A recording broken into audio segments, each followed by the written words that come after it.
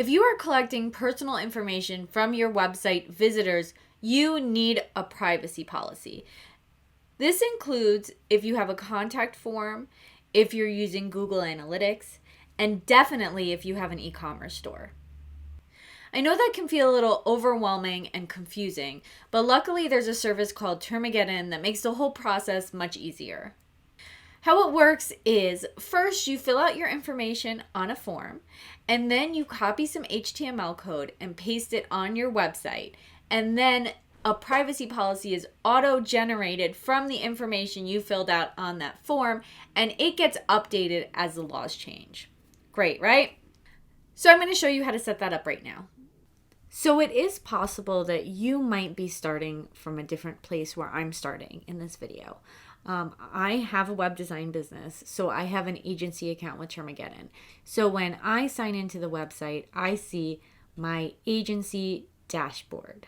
Now you may be signing in on your own and then having this look different, or you may have gotten an email from me telling you to set up your license, so you might be getting to your license in a different way. But even if we're starting from a different way, the important part of setting up your license, I will go over, and that's going to be the same no matter where we start. So if you notice up here, it says 3 out of 4 of my licenses used. So I've purchased 4 licenses. I need to set another one up. So I'm going to click this Add License button up here. And here where it says license name, I'm going to put in the website name that I'm making this license for. And where it says copy policies from an existing license, I'm not copying this from anything else. So I'm going to leave it where it says, no, I'll start fresh. And then I'm going to press add license. Now, note that a license covers certain policies. So if I click here where it says purchase more licenses, it tells you one license includes a set of policies: privacy policy, terms of service, disclaimer, and end user license agreement to protect one website or application. We're only going to go over the privacy policy today, but I wanted to let you know that the one license includes all of that. So now that we're back at the dashboard, I'm going to look at the license I just made and then click the continue setup button right next to it. Next, I'm going to fill in the global license information. Now, this is going to be the information that is on all of the policies that you make using this license. So for me, for this is going to be for a website.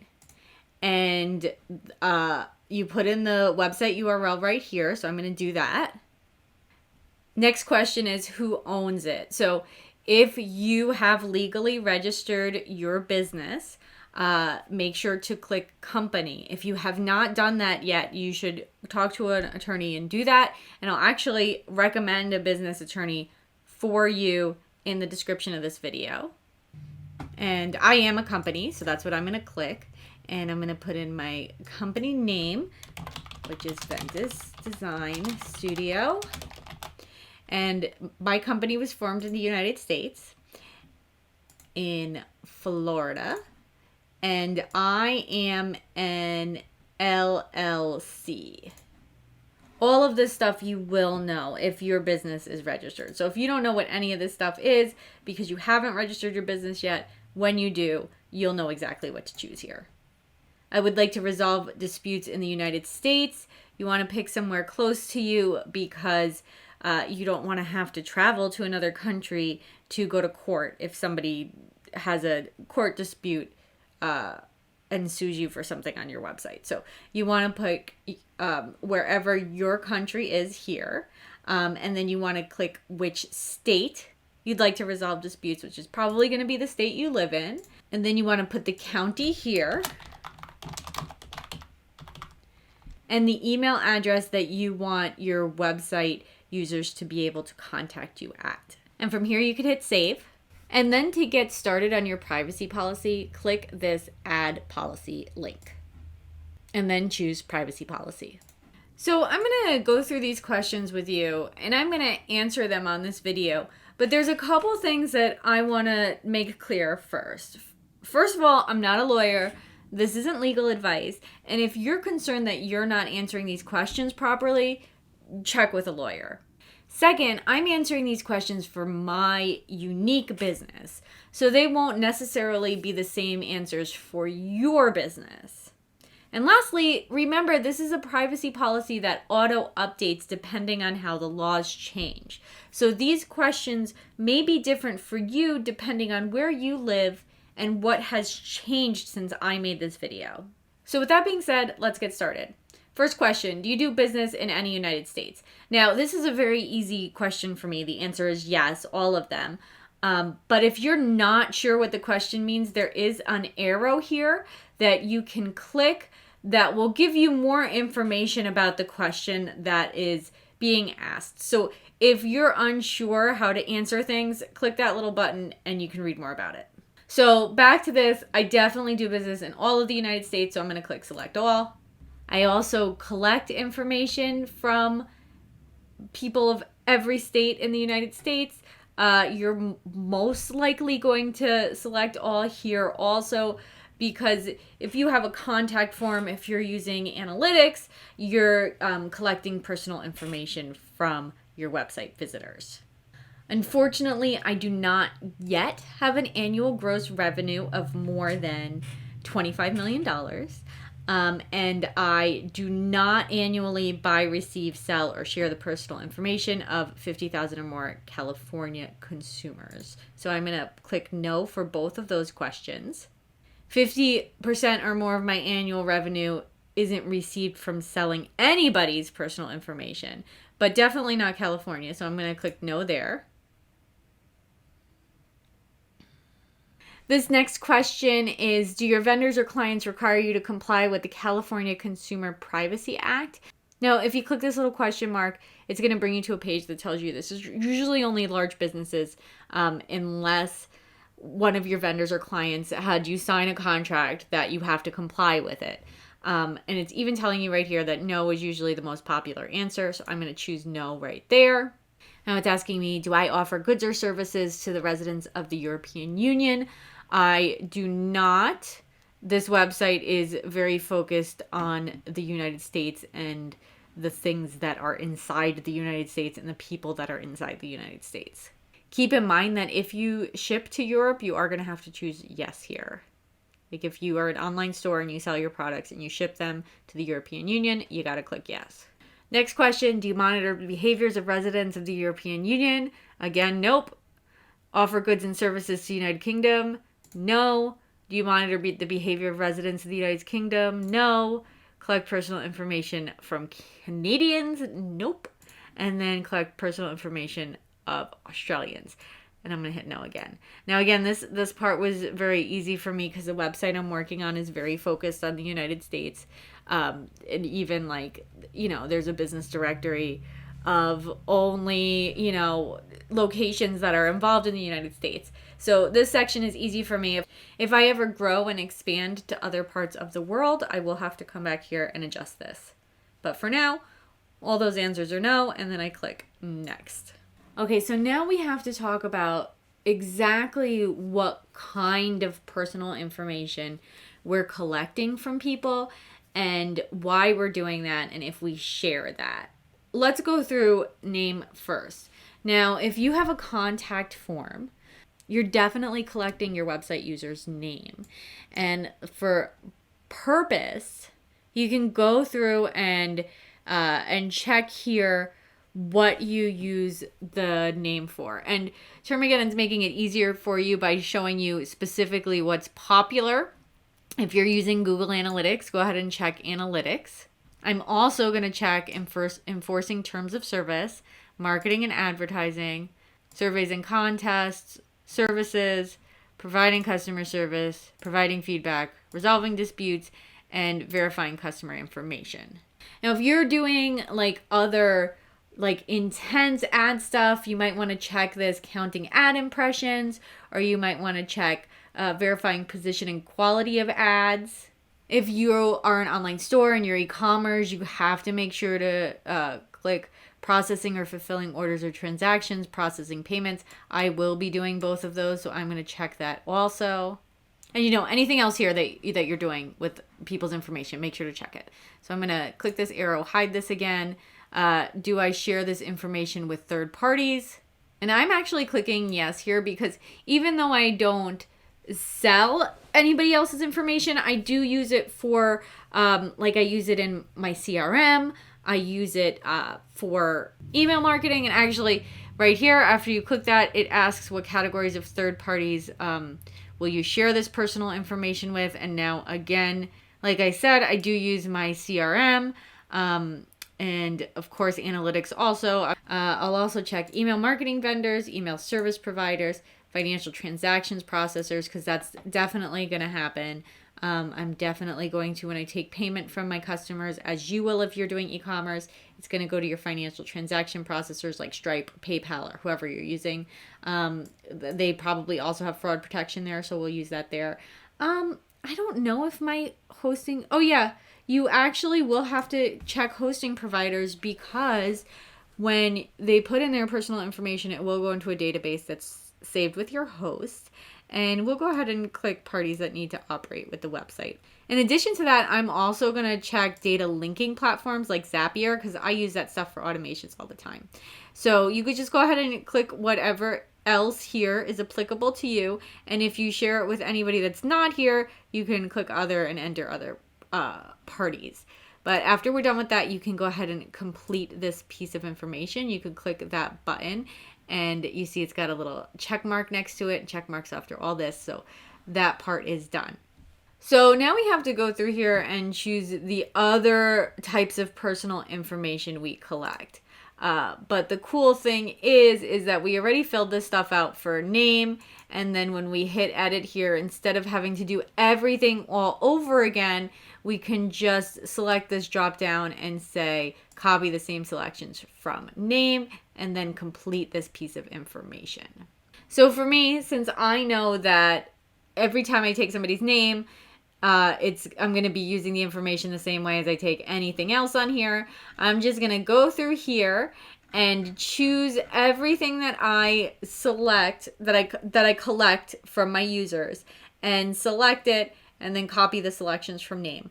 Couple things I want to go through with you. It says IP address here, and it's popular. That's because analytics uses that. So if you're using analytics, make sure to choose IP address. Same with device identifier. And then if you are taking payments on the website, make sure that you do it for all of this credit card stuff. And if you scroll down here more, you have more analytics stuff. You should definitely at least do browsing history and search history. And if you are doing Pixel, like Facebook Pixel or any other like more intense advertising tracking, make sure you check information regarding your interaction with the website and information regarding your interactions with advertising. And when you're all done with that, go ahead and click the next button to go to the next section. Now, it's asking if you collect and use cookies. This is probably yes, especially if you have analytics installed on your site. And next question, do you knowingly collect information from children under the age of 18? I do not, so I'm going to click no. You're going to know if you do, and I'm going to hit next again. Do you sell any of the information that you collected? For me, that's a no. Do you use Google Analytics or any other type of analytics program? For sure, a yes for me. Most likely a yes for you also. Maybe you use something else, but you should have some sort of analytics on your website. Then I'm going to click next. Does your website or application contain links to third-party websites? This is almost always going to be yes. You're probably linking to other people's websites. Next, does the website or application respond to do not track signals? If you're unsure about this, go ahead and click the question mark. I'm going to choose no. Next, we have a question that's about a privacy law specific to residents of Nevada.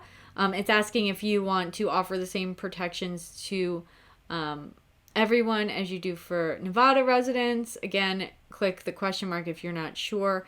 I'm going to check Nevada residents only.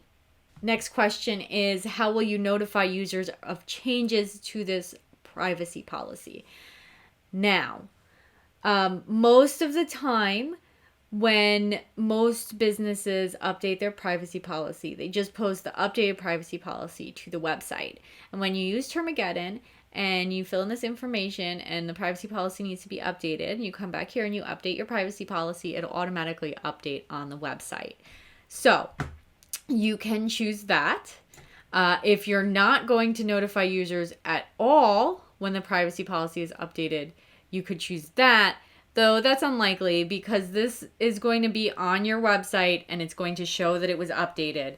So it will be there. If you want to go even more and you want to tell your customers through an email campaign, when you update your privacy policy, you can do that. I'm sure you've seen those kind of emails from big companies before. My business is really small, so that's just not something I'm going to be doing. So I'm going to leave that unchecked. And if you're going to notify people in a different way, you can choose other. I'm just going to keep it. It's going to be updated on the website. Next, we have information about who the user should contact to exercise their data privacy rights. So if one of your website users comes to your site and has an issue with how their personal information is being used, this is how they're going to contact you or whoever in your business is in charge of handling that. So you put in that information here. Now, if you're here filling out this part and you're like, sheesh, I don't want to put in my personal phone number, I want to put in my address, well, that's another benefit to registering your business. Like me here, all this information here, this is my business phone number and this is my business address. So I'm comfortable sharing this stuff publicly because it's not my personal information. And this stuff needs to be shared publicly because your customers, even your website users that aren't your customers, they need to be able to contact you. Because even if they're just visiting your website, you're still providing a service to them. So they need to be able to contact you. So this stuff has to be on here. Like Termageddon even says here that you can remove this information by overriding it, but you may be non-compliant with privacy laws. So there's that. I'm going to go ahead and click submit. And it brings us right to the embed code, which we are going to do next. But first I want to go to the override policy tab and show you here. So if you wanted to manually change something on this privacy policy, like if you wanted to delete the section that has your address in it, this is how you would do it. You would click edit section and then you would just delete everything. So that is something you could do, but remember, if you do that, you might be non-compliant with the privacy policy laws in your area. So I'm going to leave everything as is, go back to the view embed code, and I'm going to copy that code. Next, we are going to hop over to our WordPress dashboard, and we're going to click over to Pages. Now, WordPress often makes a privacy policy on its own, a page for the privacy policy and like a sample privacy policy. So if that's what you see, you can click edit. I don't have that on my site. I deleted all the pages when I started my site. So I'm going to click add new, and I'm going to name this page privacy policy. So this is going to be very, very easy. Click the plus sign right here to add a new block, and we are going to search for custom HTML. Let's just start typing in HTML, and then Control V to paste it right there, and then hit publish and publish again, and then click the view page button, and you'll see the privacy policy come right in on your page right here. And this is all the information that you put in on Termageddon. Now, if you don't, this is taking the styles from your theme. So if you don't like the styles of the privacy policy, you have to edit the styles of your theme. Or if you're using Elementor, you have to, change the default Elementor fonts for the header tags, because these are all header tags. I would suggest, you can use the HTML widget for Elementor, but your privacy policy really doesn't need to be styled any special way. So I would suggest just putting it as on the Gutenberg editor in an HTML block is fine. Now that you got the privacy policy on your page, we need to link it onto your actual site navigation so people can find it. This is usually going to be in your footer. Now, exactly how you add the privacy policy link to the footer depends differently on which theme you are using, which page builder you're using, how it's set up to you specifically. Like, is there a menu on your footer? It can be done a couple different ways. So first of all, if you have a menu in your footer and you want to just throw it on your footer menu, you can go ahead and mouse over the name of your website on the top left and go to menus. And if you have a footer menu, it probably says something here like footer menu. And you can go ahead and add that page on there like you would add any other page. You would click privacy policy, click add to menu, and then click save menu. If your footer was built with Elementor, when you hover over edit with Elementor, it will say the name of your footer for you to edit. Mine is not, so I don't have that option here, but you would edit it just like any other Elementor, edit area. For me, for this footer, it is in the Astra theme. So I'm going to click this customize button up here at the top. Then I'm going to choose footer builder. And then right here where it says copyright, that's where I want to add it in. So I'm going to click in here and I'm going to hit a space after that. And then I'm going to put in this bar to separate it. And then I'm going to write in privacy policy and I'm going to select it.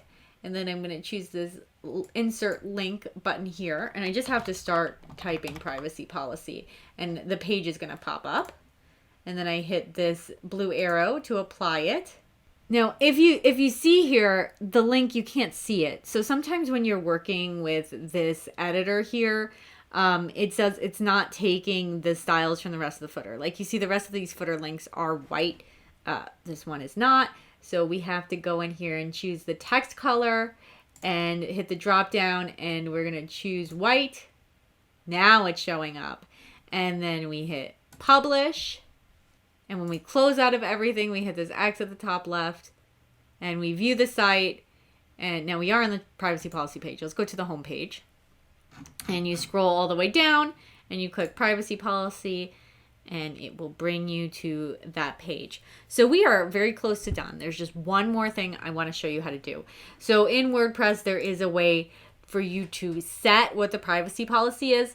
This is important because there's a lot of plugins that will take this value to display your privacy policy. So you want to make sure that there's something there. So go to settings and then go to privacy. And then here where it says select a privacy policy page, just go to the drop down and choose the privacy policy you made and click the use this page button. And up here it says privacy policy page settings updated successfully. Yay. So that's it. You're all done. You have your auto updating privacy policy set up and you took another step to making sure that you and your website visitors are both protected.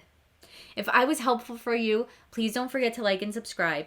And if you're building your own website and you're confused and you're feeling a little lost and you're not sure exactly what to do, you're scared you're not doing everything right, make sure to check in my description where you can download for free a website roadmap that goes through step by step exactly everything you need to do. Thank you so much for watching.